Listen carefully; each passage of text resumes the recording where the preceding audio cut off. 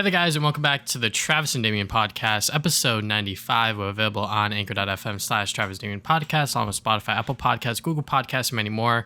First, we're going to talk about the brief Sonic Frontiers news we have. Then we'll go into our recent activities. Afterwards, everything in the news, including Pokemon, PlayStation, and Twitch. Lastly, our thoughts on She-Hulk episode 3 and 4.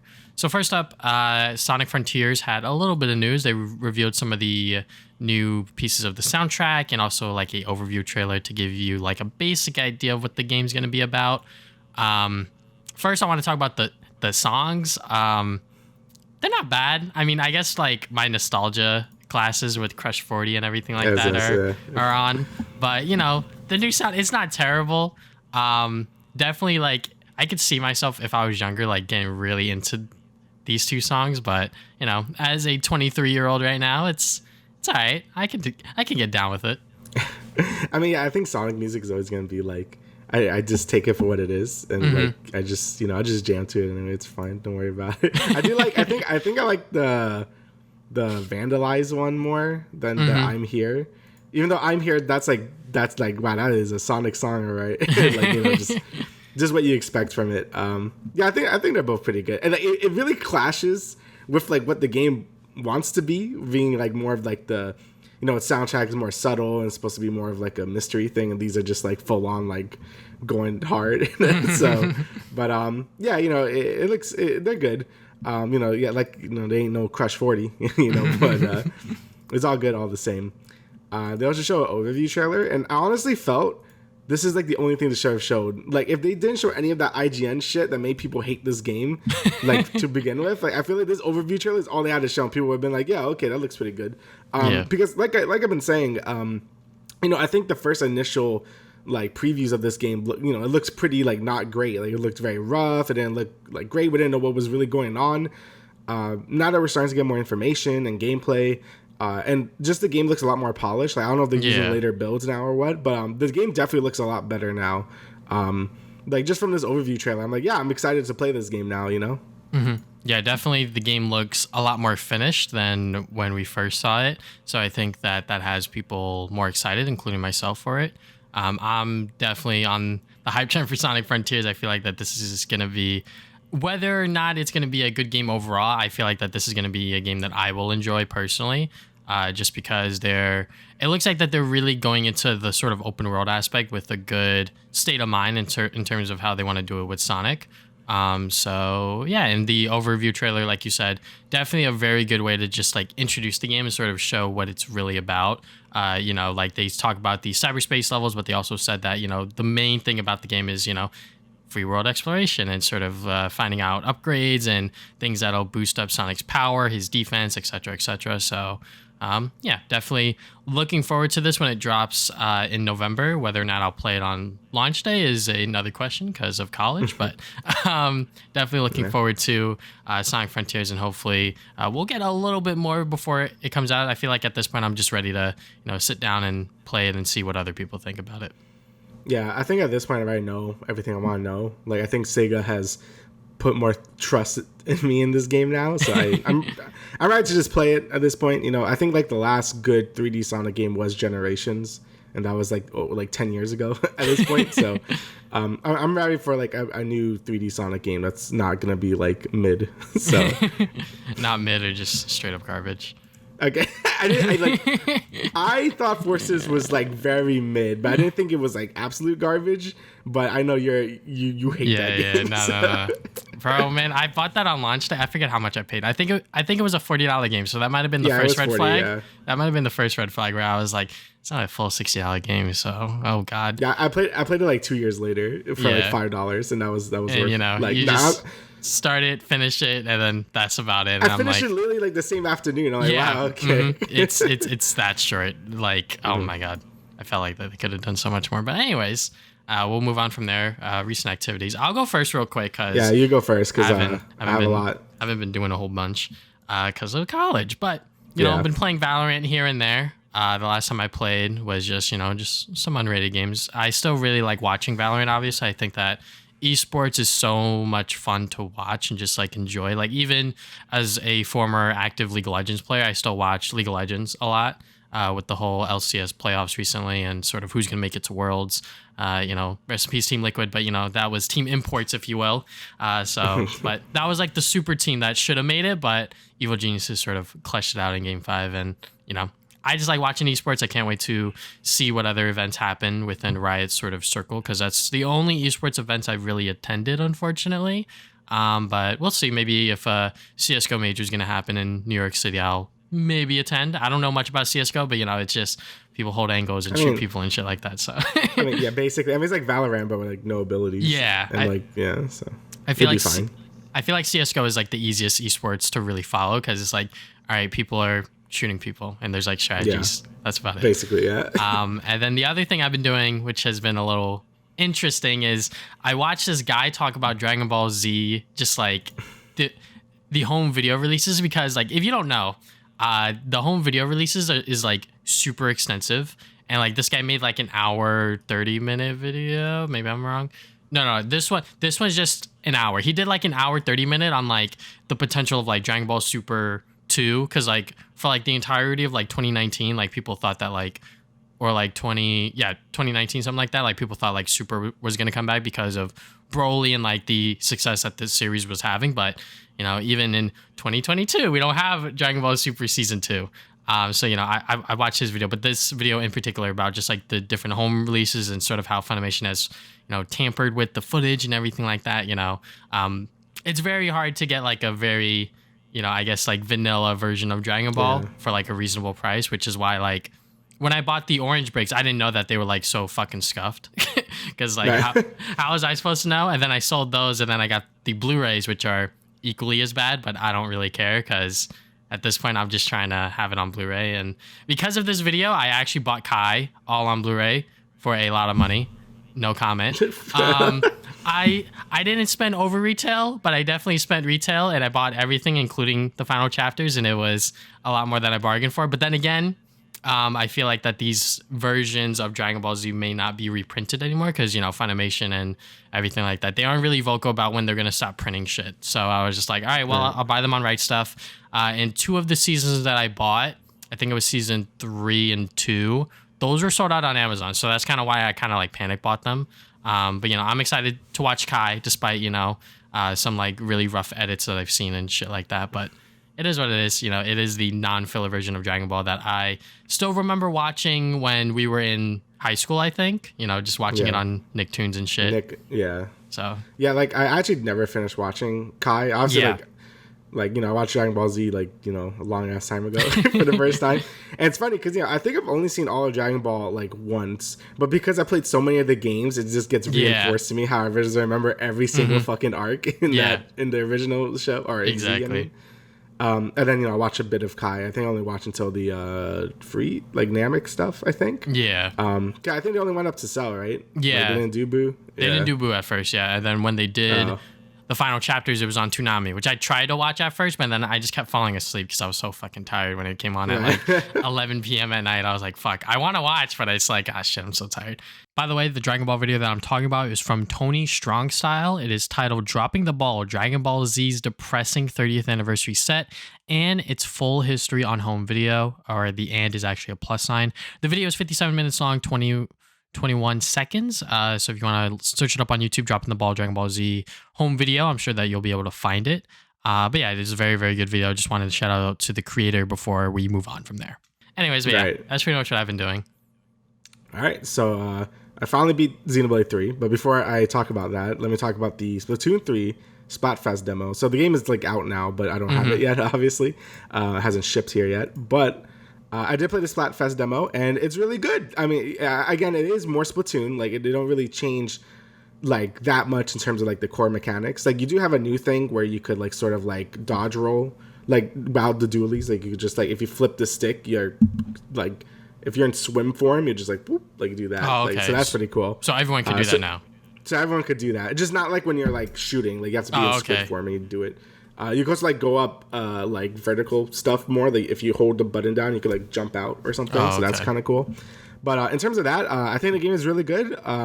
They added a bunch of new specials and stuff, and I think they're way more fun than the Splatoon 2 specials. Like there's like just like a giant ass bazooka again, like from Splatoon 1.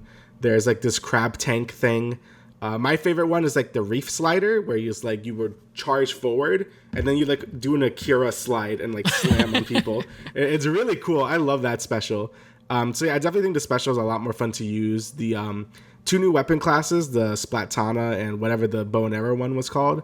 I'm horrible with a bow and arrow. Like I can see that's definitely gonna be a weapon that are like more for like charger people that like the snipers and stuff, because that is not a weapon for me. It's really cool though. You could charge it up and do like a big like arrow blast on people, or you could just spam shoot it to have like a 3-way shot.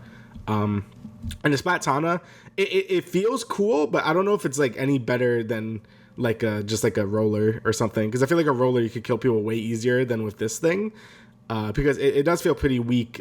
Like its individual like hits do feel pretty weak, and it's not as fast as like a brush, so you're not gonna kill people as fast, but it's still a cool idea for a weapon. Like I do like it a lot.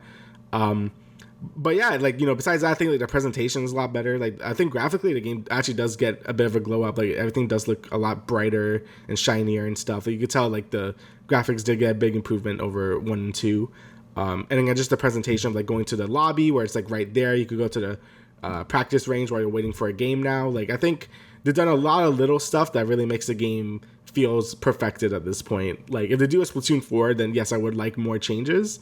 But just from everything I played of, at least in this demo, they did a good job just polishing like the base game to a T at this point. I'm very excited to play the single player and Salmon Run. I love Salmon Run, so I am really excited to play all those. But yeah, in terms of just the multiplayer, I didn't even talk about the tricolor turf war stuff. Yeah, that's really weird. So I think it's a really cool idea where it would be like the 4 defending players. So whoever's at the top of the Splatfest like thing will have to defend their turf against the 2 other players. So it's like 2 of the blue team and 2 of the red team or whatever, and then we'd all like attack like the middle team. I do think it's really unbalanced for the defending team right now. It seems really hard for them to win because they have to defend this item that if the other team gets it would rain like a bunch of their ink everywhere and they basically just win. And they have to turf the most like ground as well. So I feel like it's like too much to do, even if they have 4 players and the other teams only have 2. I still think it feels a little unfair. It seems that Nintendo is aware of that and they say they are gonna like rebalance some things. But I do think it's a cool idea, and I hope they kind of fix it up for the next Splatfest, because it does make turf war like more interesting. So definitely a, like good impression though. All right, so next is Xenoblade 3. I finally beat it. It took me like 140 hours. It took me like a month and a half to beat this game, but I finally did it. I am so happy this game came out mostly during the summer, so I could binge the shit out of it, because I played so much of it before school started, and like once the school started, I'm like, please, I need to beat this game now because I won't have time. So the game is like fucking great. Like I think this is definitely the best Xenoblade game. Like out of all of them, I think it took everything from the previous games and like improves on basically everything. Like gameplay wise, well, I guess like combat wise, like I said in previous episodes, I think the game does such a good job with like class variation, and you could like make your characters feel how they want. Just the combat flow feels so good with you just using your regular arts. You could transform into like your Ouroboros form, and then you could do chain attacks. Everything just feels natural. Everything like flows really well. Like Xenoblade 2, I love that game, but I feel like the combat is kind of confusing because the game doesn't explain it, and 2, I think the game just doesn't flow as well as this game does. And Xenoblade 1 just feels basic at this point, which is not that game's fault. It's just like it was the first game. But I think Xenoblade 3 takes all the best elements from those 2 games in terms of combat. Exploration is also really good. The areas are huge in this game. The map is like actually good in this game too. Like I feel like everything maps things out properly. Like where collectibles are, where treasures are and stuff. All the landmarks are like nice and easy to find. Xenoblade 2, like I felt like the map like really wasn't great in that game. Same thing with Xenoblade 1. I feel like this game like exploration is just so easy to do and really fun. Like I want to explore every single area and find all the secret areas and all that stuff. The presentation too, like I think the game looks great for a Switch game. Like I don't know how Monolith does it, but they make the game look really good. Like even compared to Xenoblade 2, which I thought looked great for the Switch as well. This game is definitely like a straight upgrade, like graphically from that game as well. Just like the characters, like emotions and stuff, like they just emote so well in this game. Like especially like their eyes, like they do such a good job, like animating all the like facial animations and stuff. It's really good. Like, it's really impressive for like a Switch game, you know. Like, you expect that from like The Last of Us remake, but I don't really expect it from like a Switch like anime JRPG. But it did a great job with that. And finally, in terms of like the story and stuff, I thought it was great. Like, I know the ending is a little controversial because it kind of ends a little bittersweet, but I think it makes sense for the themes of this game in particular. And I don't know, I think it just makes sense. But, you know, I know people really don't like bittersweet stuff or more ambiguous stuff, but I don't know. I thought it was really good. I think, again, it fits the themes of the games really well because you kind of hammer it in your head that this is the theme of the game, so like accept it. So I'm like, okay. And, you know, like it did make me tear up though.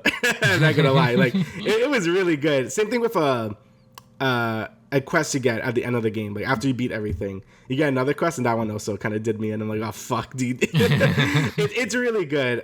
Though if you're gonna play this game, definitely play Xenoblade 1 and 2, like 100%. I know some people say, oh, you can play this game first. No, don't do that. Like play Xenoblade 1 and 2 first. Like this game will feel a lot weaker if you don't, which is kind of a flaw in of itself. Like maybe like it should be more of a standalone thing, but it's just so much better if you play Xenoblade 1 and 2. So definitely, if you're going to pick this game up, play 1 and 2. But yeah, I think the game is definitely the best out of the series. Like I have some gripes like with the story, with some aspects. Like I said before, I think the villains aren't that great. And I think that's okay in this game because I feel like it's not really about like beating a bad guy. It's more about like the themes and stuff, more so in this game than the other two games. Because in those two games, yeah, you have like a bad guy and you fight them and whatever. But this game is definitely like they feel less important than like just the overall like things that are happening. So, you know, obviously I can't say much because spoilers, but yeah, besides that, I think the game was fantastic. You know, there's still so much in that game to do, but I'm going to give it a break right now because I have like 140 hours and I want to play other video games at this point. So, but yeah, the game is great. Definitely the best Xenoblade game. And God of War has to be literally the best game ever for me to like not this game be my game of the year. So yeah, this game's very much locked to be my game of the year at this point. So yeah, absolutely amazing game. So Damian, 5-star seal of approval. Basically, yeah. But we will move on from there. First, we're going to talk about the Pokemon Scarlet stuff that has come out. So there was a new little trailer, Seek Your Treasure. There is a Pokemon that looks like Mega Man, and that was really cool. Dude look like two robot masters. Yeah, that was really cool.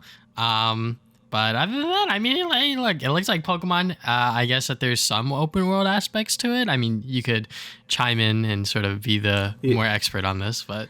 Yeah, so like I was saying, everything with Xenoblade 3, it's kind of incredible how, you know, Monolith is this tiny studio and Game Freak is this huge studio with a shit ton of money, and the game kind of looks like poop compared to like Xenoblade 3, which is also an open world RPG.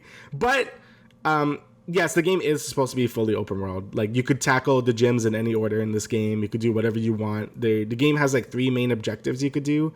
Yeah, it's like the treasure hunt, the gym battles, and like something else I forgot.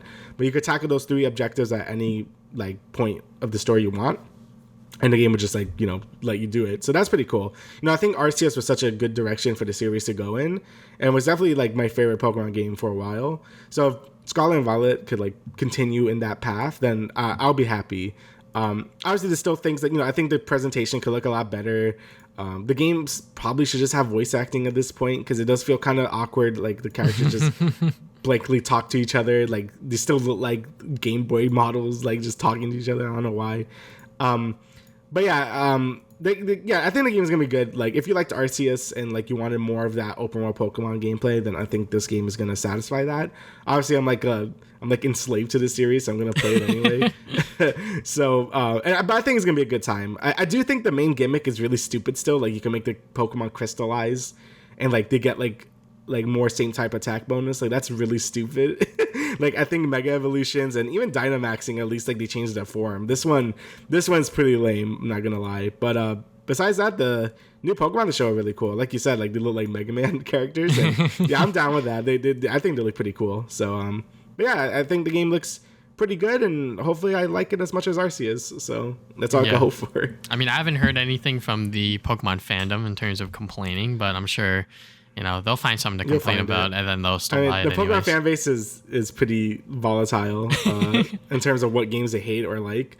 Like I remember, I still don't like X and Y. Like I don't think X and Y is very good. Yeah. Apparently, all the like people that grew up with it love it now because they obviously grew up with it. So I'm like, okay, well you're wrong, but it's whatever. I guess they're old enough now to be like, yeah, I love this game. Like sit down. Well, the game's coming out November 18th. But before then, we have the OLED Special Edition console, which honestly looks pretty cool. I know the Splatoon 3 one came out recently. I believe that one's also OLED. I could be wrong. I think so. But this one is OLED. You got the nice dock, and then you also have the Joy-Cons with the scarlet and violet colors. And it's going to be $360. So it's $10 more than the just like the normal OLED. But then again, you are buying it because it looks cooler. That's what the extra $10 is. And on top of that, if you happen to not want it anymore, I'm sure if you were to resell it, it would have a little bit of extra value. But unfortunately, it doesn't come with the game, which is weird. I don't know why console bundles do that these days. They just don't have the game in there. I think that's always like a plus, unless it's like a Black Friday bundle, which is like kind of cheating. Normal console bundles, even if they do them today, they don't come with the game, which I always find is odd. Yeah, it's really because they did it with the Splatoon one as well, and I just to put the game in there, it doesn't make sense why it doesn't. But besides that, I think these Switch models look amazing. Like I think this is a really good looking Switch. Same thing with the Splatoon one.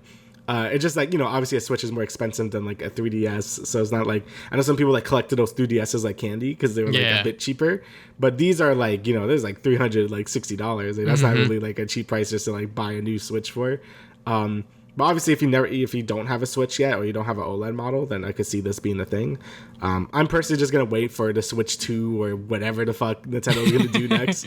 Like I feel like if I buy this now, it's like, oh, we're going to release the Switch 2 now. So I'm like, oh, well, so much for that. Yeah. So there's always that fear of, buying something new and then like, shit, it gets, overshadowed by something else that comes out one way or another. Yeah, but it is really cool looking. Like I actually really do like this Switch.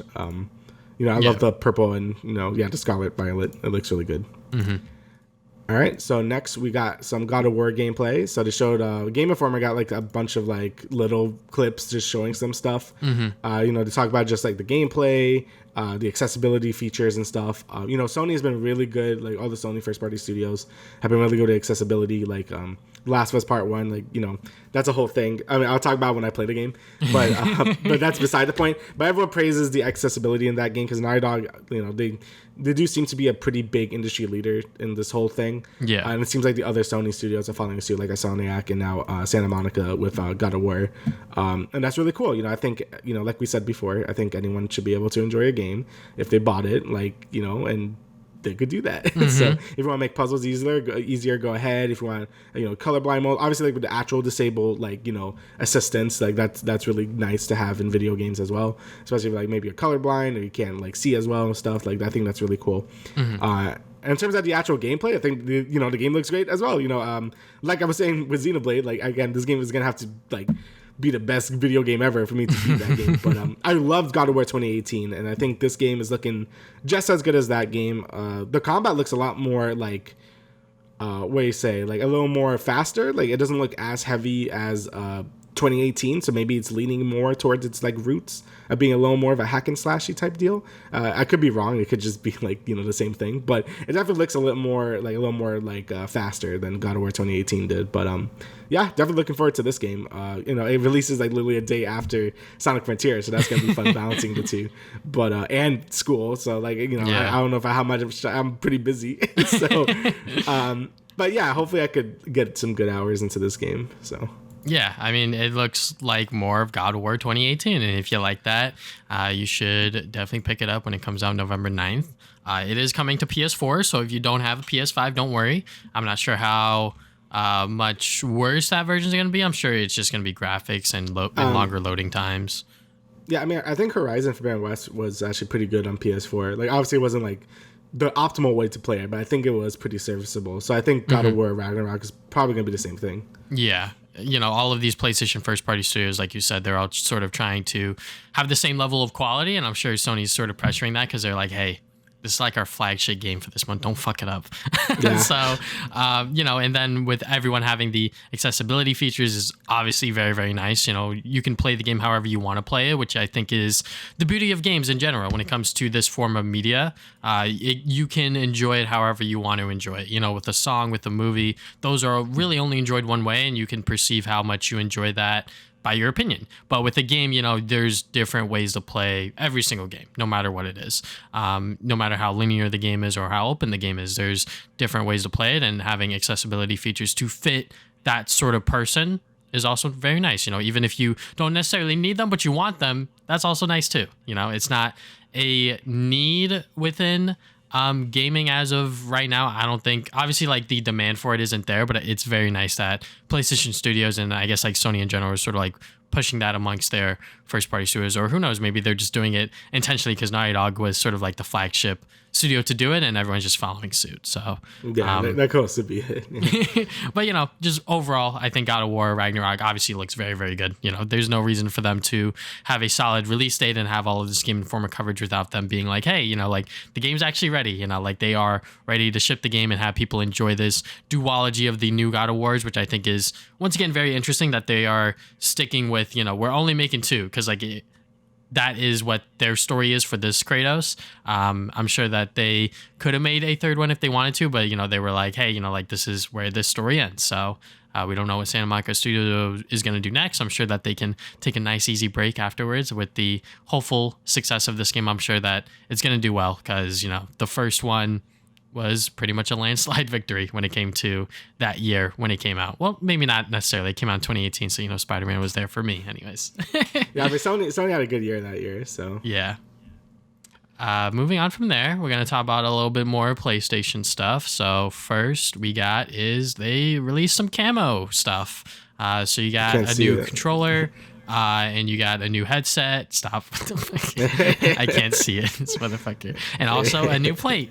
So yeah, it's very cool to see that they are releasing different colorways that aren't just like solid colors.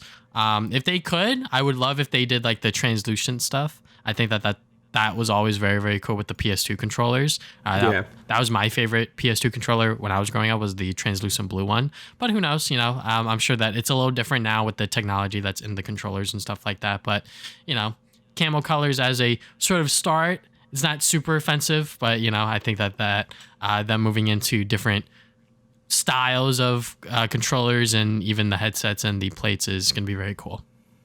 Yeah, companies don't do translucent stuff anymore. They used to be huge during that generation of consoles, like the GameCube, PS2, N64, and stuff. But now it's they don't do it anymore. I don't know why. It was cool. Yeah. But but it is a cool color. I mean, I'm not gonna get camo color because I feel like I look like an asshole. I'm Call of Duty on my camo PS5, but it's cool if people want it. I think it matches certain games and stuff. Like Call of Duty. So that's pretty cool. Mm-hmm. All right, so more with PlayStation stuff. Sony acquires Savage Game Studios to create a PlayStation Studios mobile division. So obviously, a lot of companies like to have mobile divisions now because they make money. Mm-hmm. I think Blizzard has been doing that. Who else has been doing that? I think Square has been doing that too. So a lot of people like to have their mobile game divisions just because they make it. Oh, Riot, it does it as well. Yeah, so obviously, because it just makes a bunch of money. Yeah. Mostly because they're not really ethical a lot of the time. With, a bunch of gacha and loot boxes and what have you. But if they can make a good mobile game, then that's fine.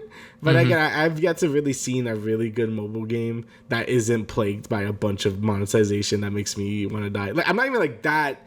If a game has a cosmetic store, I'm not gonna turn up my nose on it, right? It is what it is. I think some people still can't accept that, but I'm that's just how it is. I do hate gacha a lot of the time. I just think that's a really unethical. It's basically just gambling and stuff, and obviously pay to win stuff as well. And most of these mobile games are full of that. So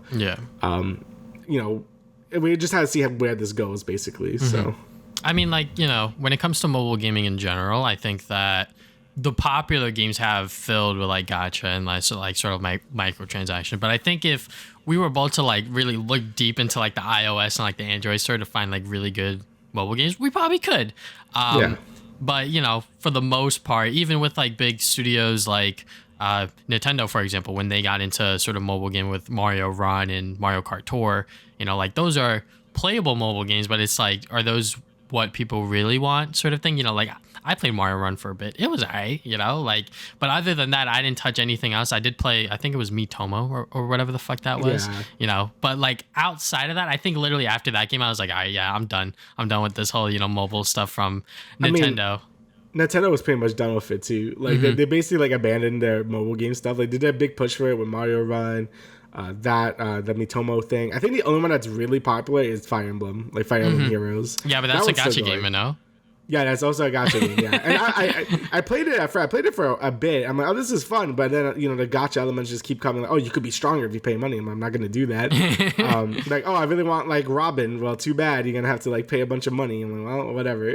So roll some packs or whatever the fuck, Yeah, they even closed like their own original mobile game, the Dragalia Lost, like recently. So because it just wasn't making money. That game had good music for like no reason. But I kind of just wish that was like an actual RPG on like the Switch or something, but it is what it is. So yeah, Nintendo basically abandoned that because I think they're trying to meet us halfway, because it was like, oh, Miitomo wasn't like too bad with its monetization. Mario Run was a straight up like you paid for it type game, like you just paid like $10 or whatever it was for it.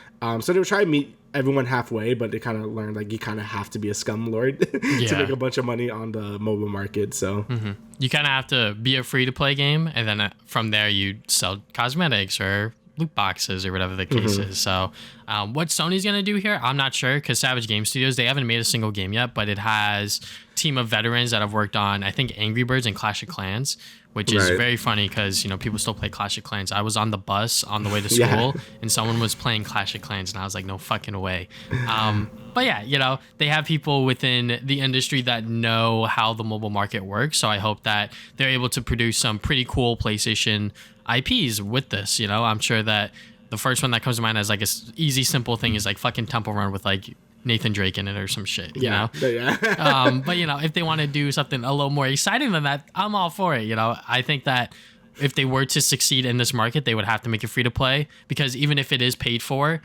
if the reviews aren't like, this is like the best mobile game ever, people probably aren't going to buy it still, even because like there's that paywall. I think that when you make a game free and you let people try it out and sort of like dilly-daddle with it, that's where you find the most success. And that's just how people play mobile games. If it's not free, they ain't gonna touch it, honestly. Even if it has like a super big, IP attached to it, it's not gonna, push stuff, like fucking Mario. Mario had it's Mario. Mario's like one of the biggest IPs out there, and like it was super hard for Nintendo to find major success with that, if you will. Like there was success there, but it wasn't like, mobile sort of Nintendo breaking into the market, because they have their own console stuff and everything like that. So can't wait for Ratchet and Clank going mobile too. That's gonna be sick. Yeah, they did do that on like the flip phones, right? And shit. Yeah, I remember when it first came out, and like Child's in like fucking 4. I was like, I want this, Mom. And then I'm like, you don't even have a phone. I'm like, I don't care, I want it. I never got it. So I'm sure it was an okay game. I actually heard it was pretty okay for what it was. So that's not bad. But moving on from there, of course, I got this one. So we got new PlayStation Plus games coming in September. We're probably not going to do this often, but because we're doing this, it's because Sly Cooper's attached to it. So if you have the highest tier, which is premium, there are new classic games coming, including all of the Sly Cooper games. So you got the Sly Collection on the PS3, Sly Cooper 4 Thieves in Time on the PS3, and also Bentley's Hack Pack, which was like a sort of like compilation of mini games that was on the PlayStation Network store. So you pretty much get everything for Sly Cooper, which is very, very dope. Obviously, you just have to pay the highest tier, and it's coming September 20th, I believe. So, but on top of that, you do get some other pretty cool games like Rayman Legends, Scott Pilgrim, Alex Kidd, Dragon Ball Xenoverse 2, Watch Dogs, Assassin's Creed, and Deathloop on PS5. So like you get some pretty cool games coming September 20th, but on top of that, you do get the classic Sly Cooper stuff. And the reason I found out about this is because fucking Sucker Punch tweeted about it, and I was like, let's fucking go. That's like actually insane for Sucker Punch to be like, hey guys, Sly Cooper's coming to PlayStation Plus, because it's his 20th anniversary, isn't it? Yeah, it's coming up soon. I think that I watched a YouTube video, Vivi or something like that. He talked about it, and it was like it's like a few days off from the 20th anniversary. But on top of that, I think Sucker Punch is working on merch for the 20th Yeah. anniversary. So you know me, I'm about to bust out that credit card and worry about it later. But anyways, yeah, it is cool that they are, Sucker Punch themselves is sort of like tweeting about it. People are like, oh, but this was on PlayStation Now. They just sort of like gutted that service and now they're just reintroducing it. Yeah, fuck it, whatever. I don't care. Will I play this? Will I play this when it comes out? Maybe not when it comes out, but maybe during the break I might. Between the 2 semesters, I might just buy PlayStation Plus 1 month and just breeze through all the games and maybe 100% them. I don't know. But yeah, I'm excited to see how they work now on the PS5 sort of like new PlayStation Plus model. I'm sure it's going to be the same old shit, but I'm excited to see how they do. And maybe potentially Sony will be like, there's a lot of people streaming Sly Cooper. Should make another one. Maybe. But yeah, obviously I recently played all of them. Like obviously I played Sly 1 like a long ass time ago, but at Sly 2 I went halfway and didn't beat it for a while. Be it like during the pandemic because we had all the time in the world, so I finally played through all of them. I didn't beat Sly 4 though because I did get really burnt out because I played through all 3 of them at the same time, and then I'm like, oh, let me do Sly 4 also. So it seems like a good opportunity to go back and like actually finish that game because I like Sly 4. Like obviously the story stuff is like whatever, like and there's a lot of people who have issues with that, which is understandable. But I thought the gameplay was like pretty good. Like it felt a lot more like Sly 2 in terms of like how the progression and stuff worked, and I really liked that. So yeah, obviously Sly is a great series. I'm happy that it's going back into PlayStation Plus, even though it got deleted and it's back now. But hey, it's back now. That's all that really matters. Sucker Punch, right, I said like don't expect too much from the 20th anniversary besides like merch, which is fine. I'm hoping a Sonic follows suit and like puts the Ratchet like collection on PS3 or something. And Tools of Destruction, because Tools of Destruction also isn't there. So if you get those games, and Deadlock, put Deadlock too. Once you get those games, then all Ratchet would be on PlayStation, like on modern PlayStation stuff, and that would be awesome. So I'm hoping Sonic does that when his 20th anniversary is really close, because it's like really soon. It's like a month away. So hopefully they do that. So I'm not gonna complain. I know as a Ratchet fan, I got it good, right? Like I'm not complaining, but I'm just saying I would still like to have that. Yeah, because I think that with Sly Cooper in particular, if you want to play these games on PlayStation 3 and you want to buy them on the used market, I'm on eBay right now, like the sold listings, it's like $45, $50 to get the Sly collection. And then someone bought a lot with Sly 4, which was like $70. So like, these games before the pandemic, I feel like were accessible and kind of cheap. But now it's like these are high collector's items because people are discovering that, hey, like these were really good 3D platformers from the PlayStation 2 era. And, now people want to play them on the PS3 because that is honestly a very good HD collection. I think that is sort of like the standard for a HD collection when it comes to going from PS2 to PS3. There are some other ones during that era that didn't do so hot, including Ratchet and Clank. But, I am excited to see more people have accessibility to these games just because, the paywall to them is very high. But I'm sure people, if they really wanted to play, they might have went with the original PS2 games or even emulated or whatever the case is. So, but yeah, hopefully we see more Sly Cooper. I'm obviously like, keeping my very high hopes here, but it's just coming to PlayStation Plus. I'm not gonna, ask for too much else because, obviously these are all the games we have. Yeah. Like that's basically all the Slide series, like right there. So, I mean, hopefully Sly gets something in the future. It looks like Sony really was trying to do something with Sly for a while, but it just went through. So hopefully in the future we see more with Sly. All right. So Twitch removes the host feature. So I was kind of confused when I read this. I thought this meant they removed rating, but rating is still a thing. Yeah, rating's still a thing. It's just a host mode thing. So what the hell is host mode? So like when you like hosted someone, right? It's like when you're offline and you hosted. Yeah, you're right. I remember. And you hosted like your friend or what have you. So like a lot of small streamers are complaining about this because it's like, oh, like this is how like I would like promote my friend or like people that I think in my community would like this streamer, like if they were live. Right. So me personally, like I'm gonna be honest, like I have people hosted on my Twitch channel, but do I use the fucking host feature? Hell no.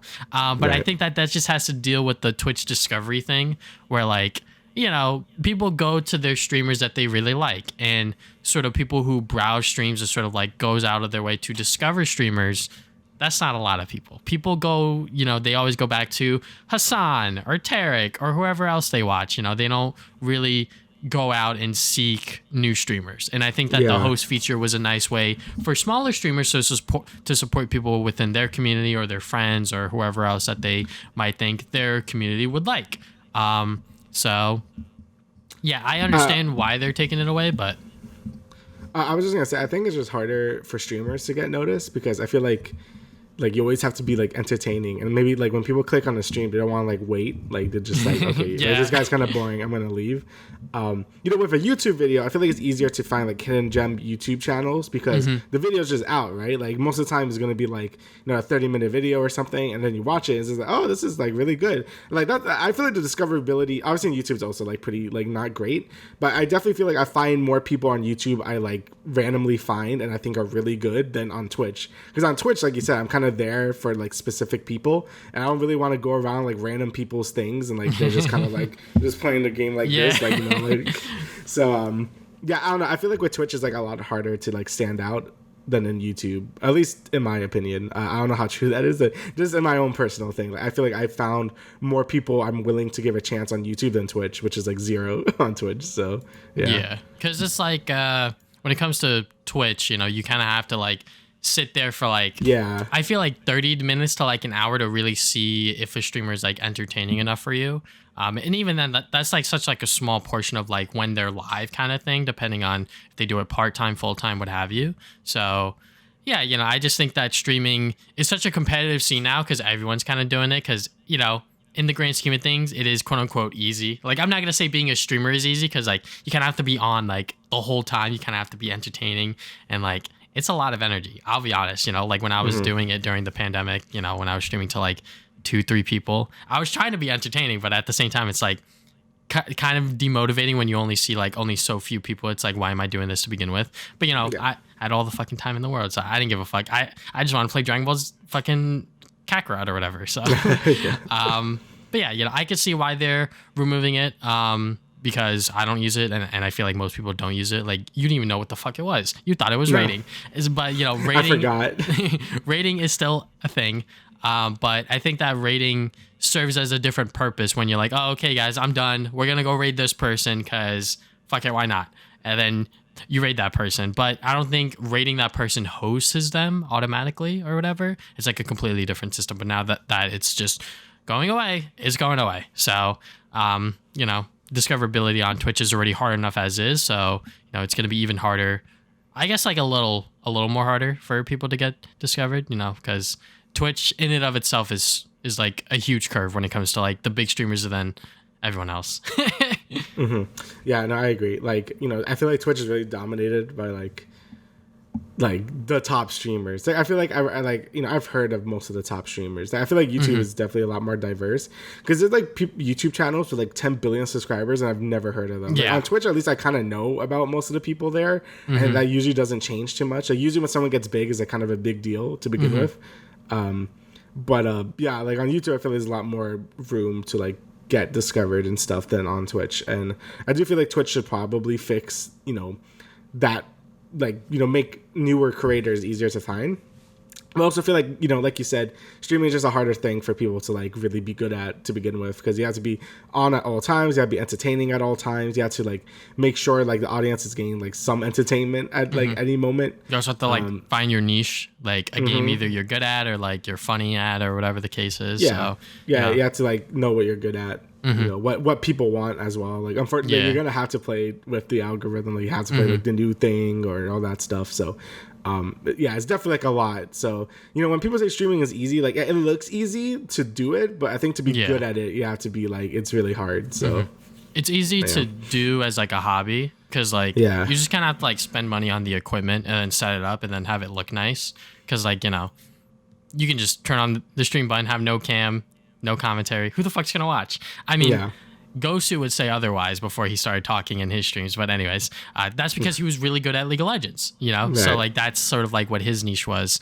But yeah, it's easy to stream, but being like, even with like a 100 viewer Andy is very hard. So even getting like above like like 20 people is like it's not like top like 1% or something. Like it's like crazy. Yeah, something like that. Yeah, it is. Yeah. It is a crazy curve. So. Moving on from there, we got Star Wars The Acolyte as Jung-jae to the cast. If you don't know, that is the main guy from Squid Games. Yes. So before Squid Games, he was a very known actor within South Korea. But obviously, Squid Game is a very well-known, sort of worldwide phenomenon on Netflix that happened. So the fact that he got this role within a Star Wars series is pretty cool. I'm very excited to see, some Asian representation in Star Wars from a actor of his caliber. Obviously, there have been other actors within Star Wars. Unfortunately, Rose was sort of kicked line in fucking Rise of Skywalker. Not the actor's fault. I think it was mainly about her story and shit like that. But, she was hated by the community, and that was fucked up, honestly. But, hopefully people open him with welcome arms because, the Star Wars community, not gonna lie, a little racist, Yeah. just a little. Yeah. But, it's yeah. not great. Yeah.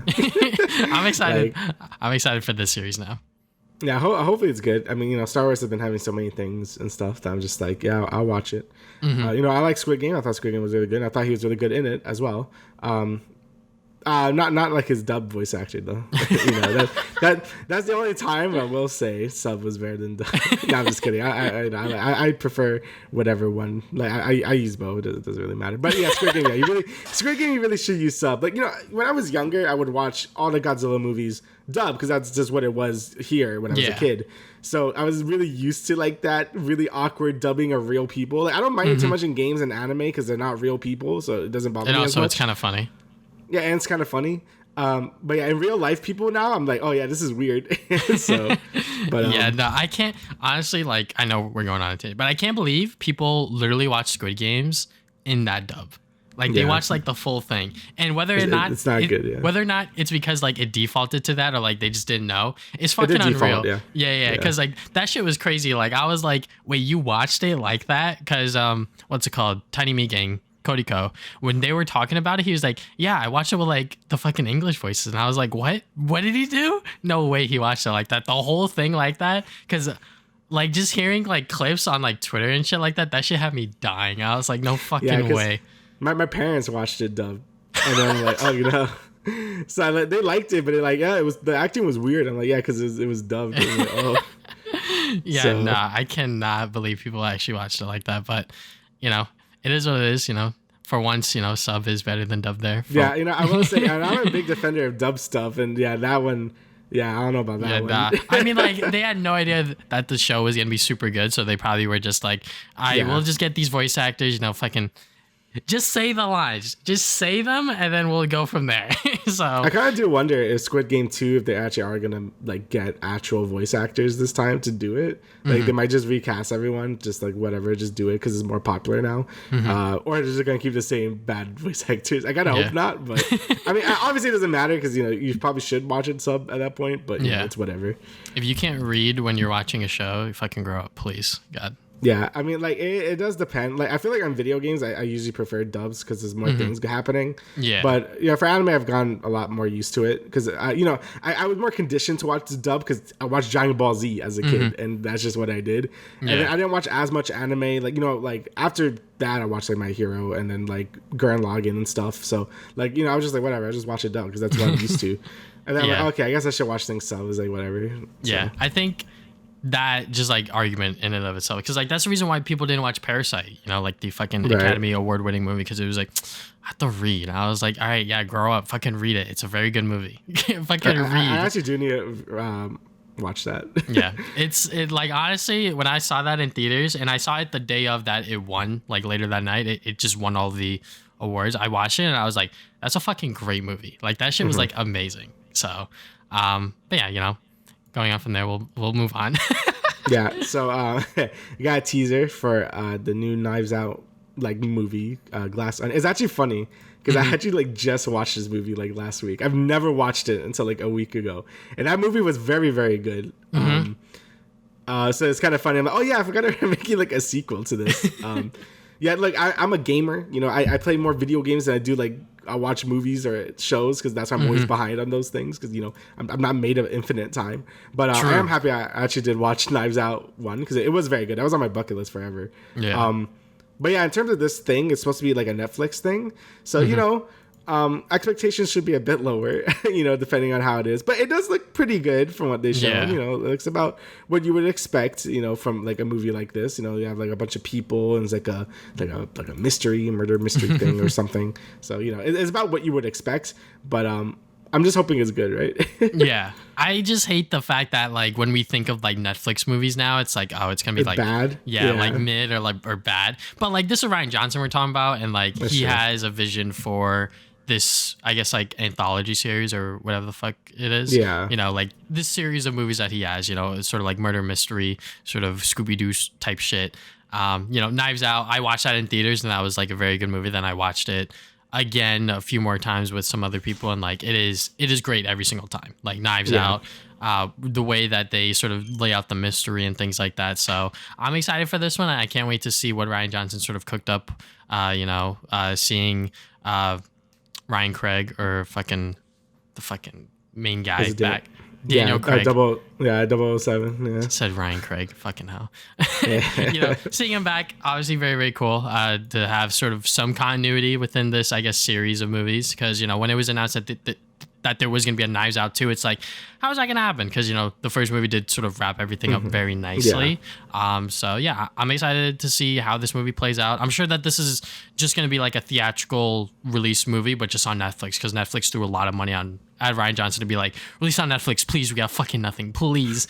Yeah, I'm excited to see how this movie pans out and however many else more we get after this, because I'm sure that there's others in the works, because I think that he did sign like a sort of like 2 to 3 movie deal or something like that. So, but yeah, Knives Out, very, very good movie. If you haven't watched it yet, that's why we haven't really talked about spoilers, because it is sort of, if you say one thing, it sort of gives away too much. So it's a very good movie. Just go watch it. It's pretty much available on everything. Yeah, it's definitely like a roller coaster of a movie. Like, what is happening? So yeah, it's very good though. Yeah, I really enjoyed it. Moving on from there, we got Black Adam, trailer number 2. Yeah, it still looks pretty good, I would say. I mean, seeing The Rock be like this, I guess, like anti-hero sort of guy is very interesting, because, most of the time when you see him in movies, he's sort of the hero, the go-lucky, that's Dwayne "The Rock" Johnson. But now it's like, oh shit, he's like a superhero, but not really. So, and it looks like that they're doing the origin like pretty well from what I can gather from this trailer. It's actually like comprehensive. You sort of understand where Black Adam's coming from. So, yeah, I can't wait to see how this movie pans out, because if it doesn't pan out, WB's going to be in a lot of trouble, because, they are already bleeding money as is. So they are definitely banking a lot on this movie's success. Mm-hmm. Like, I think WB said like, what, this is like the one of the 2 movies that could release this year? Yes, this movie and Don't Worry My Darling. Or, oh, right. Yeah, which is like a whole other, or Don't Worry Darling, with Florence Pugh and Harry Styles, which, the whole, just like the press around that movie has been fucking wild, which is why I think people are kind of looking forward to it. My girlfriend still wants to see it, so I guess I will go see that. But yeah, it's that movie, which according to the Rotten Tomatoes scores have not been all that great in this movie. So yeah, so it looks like WB ain't.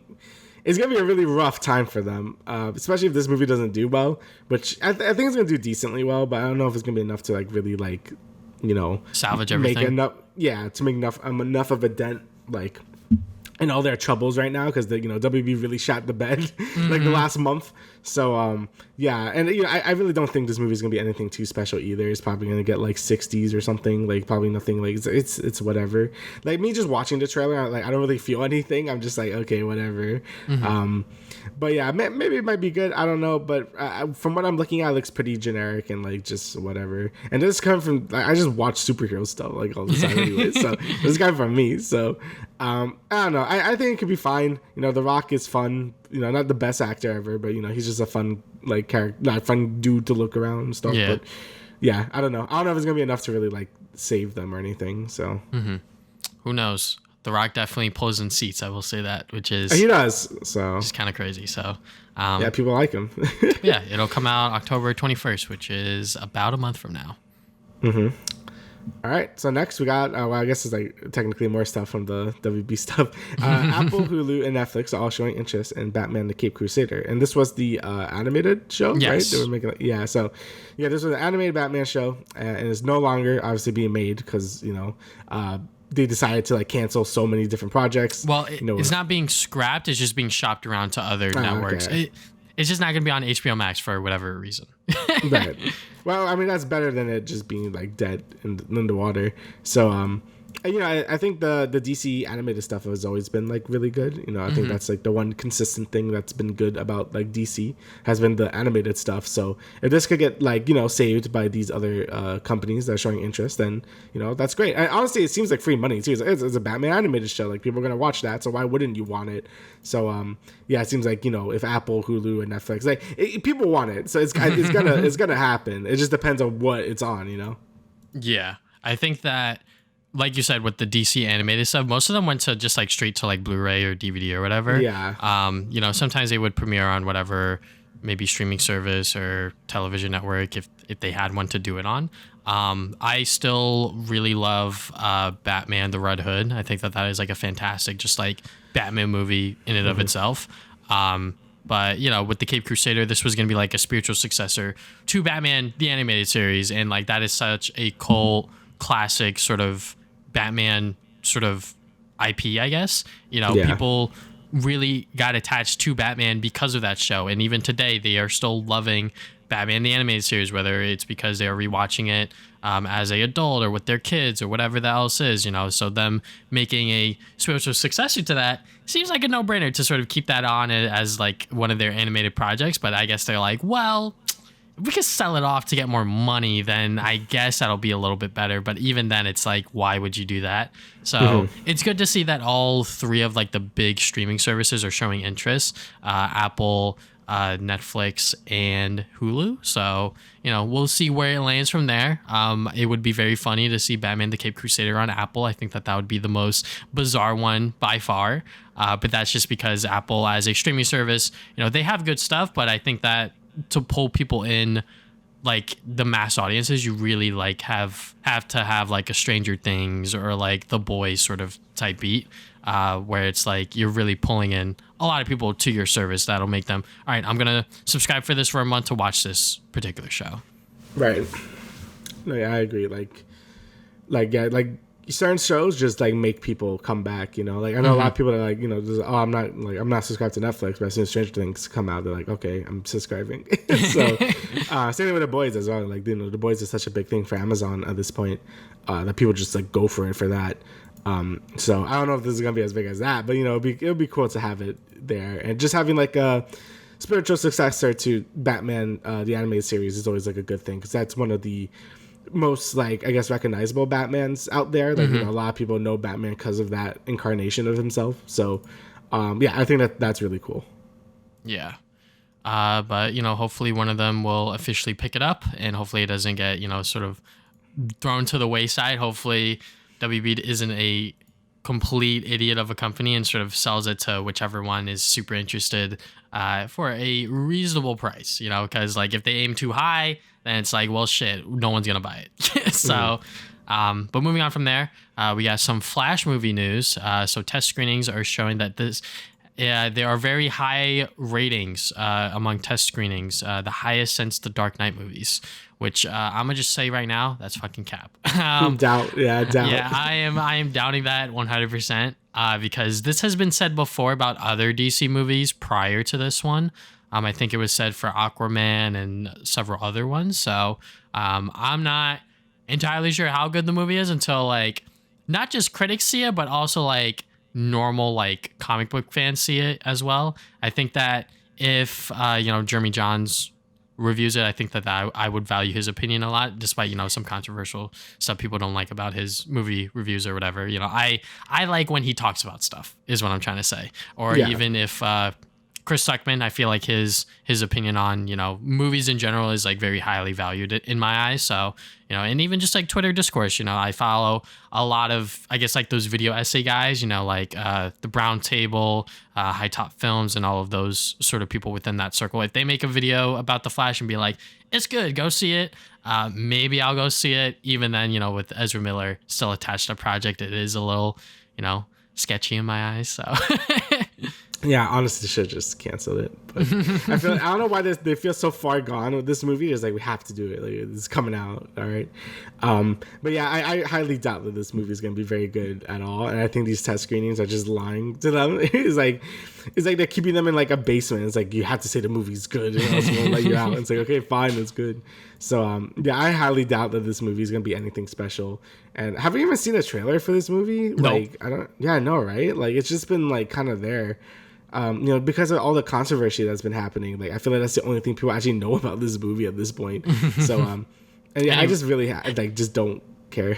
Yeah, anything recent, anyways. I think that we know that this is a Flash movie. Obviously, yeah. It's gonna deal with Flashpoint, and Michael Keaton's in it as Batman. Yeah. So that's pretty much the three big elements that I can think of on the top of my head. Obviously, there's probably more to this movie that we know as the public than I am saying here, but this is a Flash movie that has been in development since the Flash CW show has been out, and that's about to end on like its 10th season or some shit. So, this movie has been wanting to come out for a very, very long time. And when it does come out, I'm going to hold my breath and hope that it is not as good as they say it is, because I feel like that they're lying, Mm-hmm.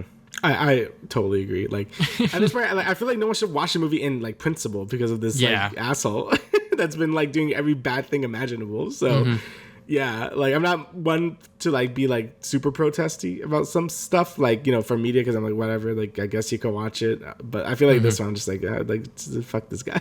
Yeah. So whatever. Him being like, I'm sorry, guys, and then people are like, all right, fine. It's because he's white a little bit. Yeah.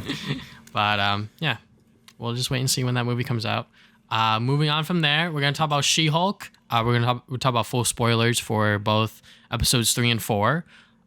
So yeah, I mean, I'm liking it. Honestly, I am very much enjoying She-Hulk just because of the shorter format, but also because like it knows what it is. Like, it is very self-aware of the show, that it's sort of like a comedy-based show with She-Hulk just sort of trying to figure out her life and shit like that. So episode 3 dealt with the trial with Blonsky and sort of him trying to get out on parole and shit like that. So showing that he has changed and sort of being like a decent human being.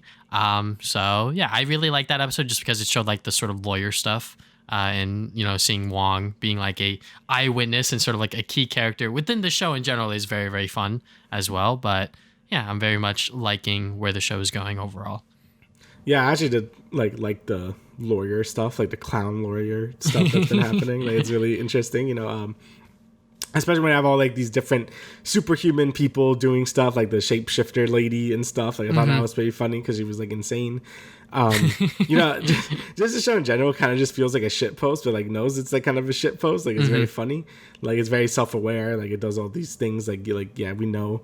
So I think it's pretty funny. Like, because a lot of things just are like just come out of left field and stuff. And I just think it's pretty funny. Obviously, it's good to see Wong as well. Like, he's in everything now, but it's always good to see him regardless because he's great.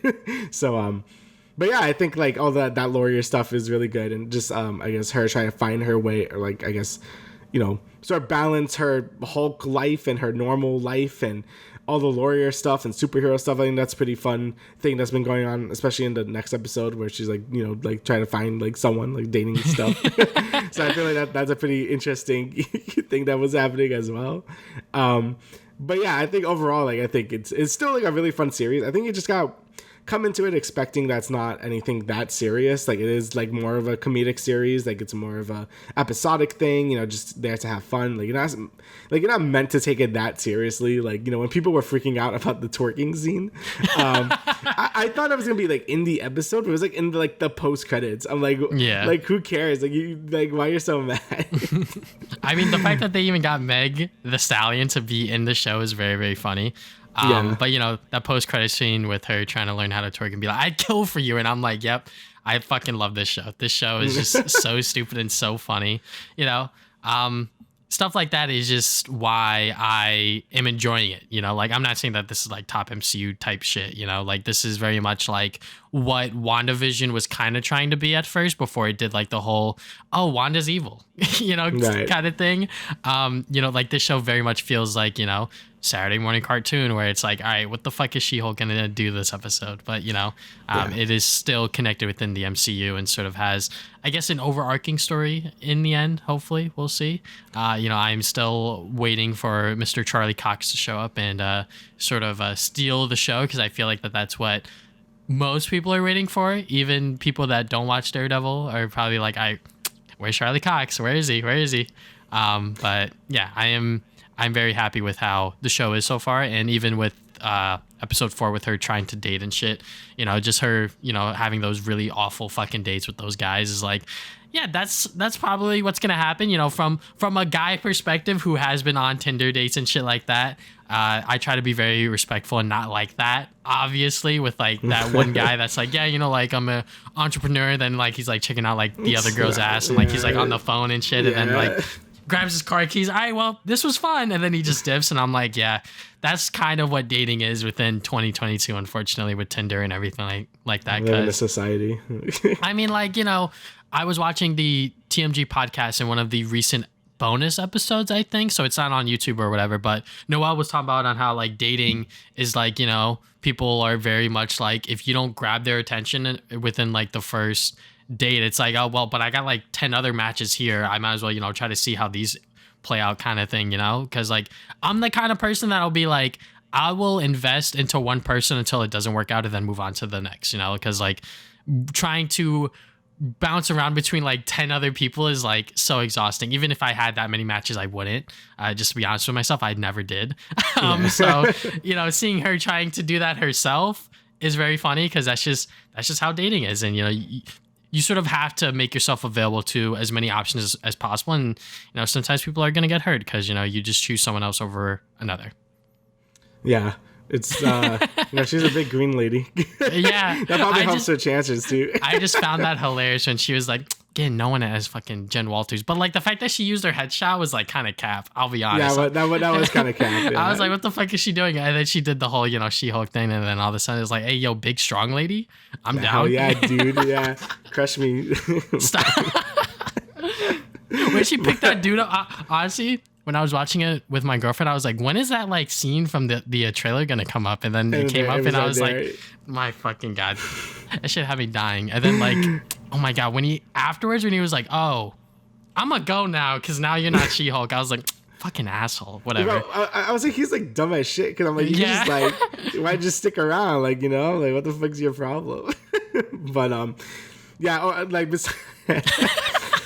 besides all of that, I thought the rest of the episode was really funny as well. Like, I love it. Like, seeing Wong more and seeing the freaking drunk girl. I forgot what her name was, but she was pretty funny too. Like, she's like, I found it cute when she kept calling them Wongers. I was like, yeah, Wongers. They're like, damn, dude, that's cute. Like, look at them.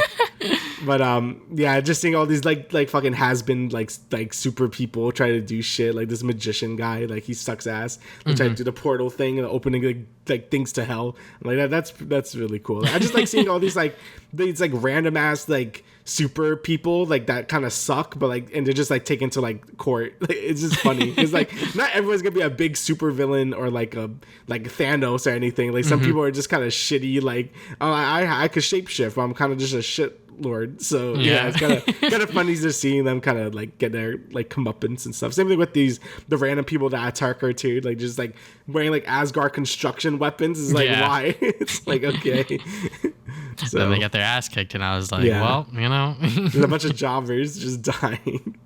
Which I think, her blood being like I guess like a key part in like maybe the overarching story that they might go back to later. Yeah. Which is like kind of interesting because, that is sort of like, oh, that's how you become a Hulk kind of thing. So we'll see if that actually plays into anything, if at all. I don't mind if we just keep doing this silly ass, Saturday morning cartoon stuff because, seeing everyone do like the edits of like her twerking, which like is still funny. You know, just seeing the edits was just fucking hilarious. Just as she's doing it, it does the Hulk scene. It's like, oh, it's very funny. Yeah, I'm very much enjoying this show for what it is, obviously. Yeah. Again, it's nothing serious. It's like more of a fun show to watch. Like, you know, the other MCU shows, I feel like they're more fair to criticize just because like they're meant to be more serious and stuff. But this one, I just feel like it's like, yeah, it's a fun show. Yeah. Definitely a nice break of pace, but yeah. I can't wait to see what else we have in store because I forget how many episodes this is, but it's definitely more than the usual just because they're 30 minutes like long. 10, all right? Yeah, I think it's 10. Let me just double check for you real quick. IMDb, 9 episodes. So, 9, okay. We are at the halfway point almost. So, okay. That is pretty good. Is there anything else you'd like to add, good sir? I didn't forget you both this time. Yeah. No, I think that's everything. All right. Well, thank you guys for listening to the Travis and Damian podcast this week. We will see you guys 2 weeks from now with everything from D23 and whatever else happens. Later.